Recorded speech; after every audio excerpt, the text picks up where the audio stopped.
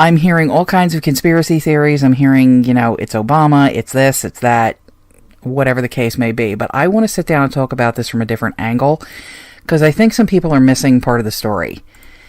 Now, as you heard in some of the clips, there was some kind of deal that was brokered. Everything has been locked down.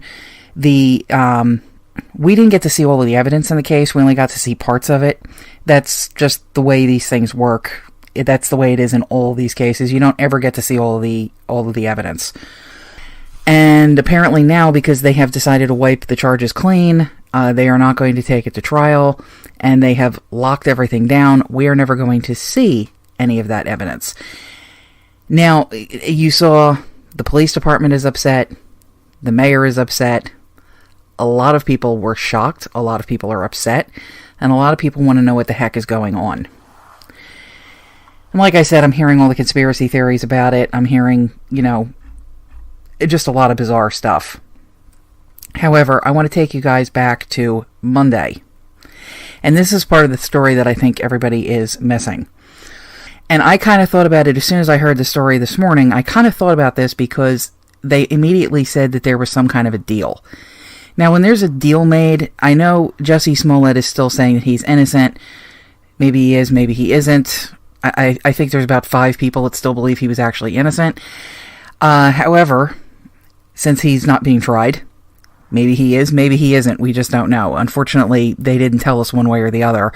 The police and the mayor seem to think he's guilty, but what can you do? Now, like I said, he is still proclaiming his innocence, but what I'm seeing coming out of the court is not a innocent plea. Okay, they aren't even saying he's innocent. As was stated in that one quote, they are not saying that he's exonerated. They're not saying any of this stuff. He's the only one that's saying he is. What they're actually saying here is that some kind of a deal was made. We're not going to end up finding about the facts of it. We aren't going to find any of this stuff out because all of this has been locked down. And like the police chief said, all of this is being done in secrecy. So we aren't ever going to find out what any of these details are. He was not exonerated. He made a deal. Now, I want to go back to Monday because I think this was going to maybe, and I could be wrong. This is kind of, I guess, my own conspiracy theory, so I could be wrong. But this was the first thing that popped into my head. Let's go back to the big news from Monday. This is from CNBC. Stormy Daniels' ex-lawyer Michael Avenatti arrested for alleged $20 million extortion scheme against Nike, embezzling clients' money, defrauding bank. Now, what the hell does that have to do with Jussie Smollet? Well, if we go over to the Washington Examiner, we have got CNN analyst Mike Geragos, I hope I'm pronouncing that correctly as well, I'm really bad with names, said to be Avenatti's alleged co-conspirator. So now, who is this shady lawyer? Who is this guy? Well, let's take a look at what we've got here. The alleged co-conspirator in an extortion case against celebrity lawyer Michael Avenatti is believed to be CNN legal analyst Mike Geragos. Geragos, 61, was not named in the criminal complaints against Avenatti. 2 people familiar with the matter told the Wall Street Journal that the co-conspirator referred to the document as CC1, a California attorney known for representation of celebrity and public figure clients, was Geragos. It is not known whether Geragos has been charged or is cooperating with investigators.